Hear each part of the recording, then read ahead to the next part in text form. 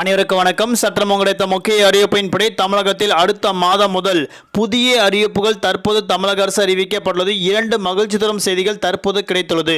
அதன்படி ரேஷன் கார்டில் என்ன புதிய மாற்றங்கள், ரேஷன் கடையில் என்ன புதிய பொருள் அறிமுகம் எல்லாமே இப்போ நம்ம பிரீஃபாக பார்க்கலாம். மறக்காம ஸ்கிப் பண்ணாம பாருங்க.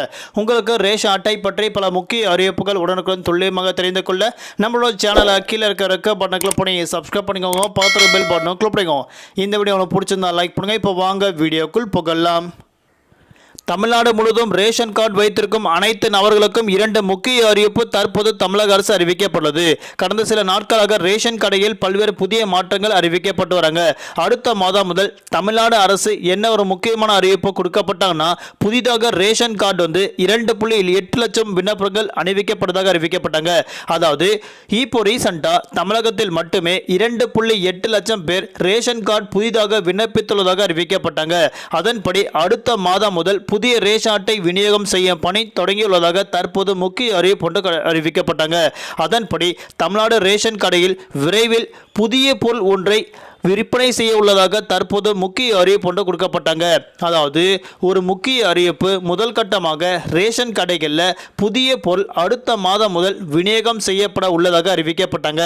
அதன்படி ரேஷன் கடையில் புதிதாக இனிமேல் தேங்காய் எண்ணெய் விற்பனை செய்யப்படும் திட்டம் நடைமுறைப்படுத்தப்படும் அறிவிக்கப்பட்டனர். தேங்காய் எண்ணெய் நேரடியாக விவசாயியிடம் வாங்கி விற்பனை செய்ய உள்ளதாக திட்டமிட்டுள்ளதாக தற்போது அறிவிக்கப்பட்டனர். அதே போன்று இன்னொரு முக்கியமான அறிவிப்பு, ரேஷன் கார்டில் முக்கியமாக நீங்கள் கைரேகை பதிவு பண்ண பிறகு தான் பொருட்கள் வாங்கி வரீங்க.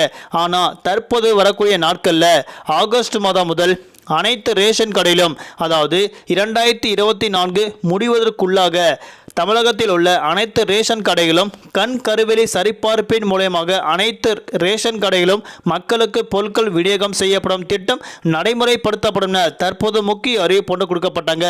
இப்போ கைரேகை செய்யப்படும் திட்டம் மக்களுக்கு புகார் அளிக்கப்பட்டு வருவதாக அறிவிக்கப்பட்டாங்க. ஒரு சில ரேஷன் கடைகளில் இந்த கைரேகை சரியாக பதிவாகவில்லை என குற்றம் சாட்டி வராங்க. அதனால் 2024 முடிவதற்குள்ள அனைத்து ரேஷன் கடையிலும், அதாவது 90% ரேஷன் கடைகளில் இந்த திட்டம் அமல்படுத்தப்பட உள்ளதாக முக்கிய அறிவிப்பு தற்போது அறிவிக்கப்பட்டாங்க. இந்த திட்டம் கொண்டு வந்த பிறகு ரேஷன் பொருட்கள் கண்டிப்பாக திருடு போகுவதற்கு வாய்ப்புகள் கிடையாது என தற்போது அறிவிக்கப்பட்டாங்க. அனைத்து பொருட்களும் மீந்த பொருட்கள் எல்லாமே கிடங்களுக்கு கொண்டு சேர்க்கப்பட உள்ளதாக தற்போது ஒரு முக்கிய அறிவிப்பு கொடுக்கப்பட்டனர். நன்றி, வணக்கம்.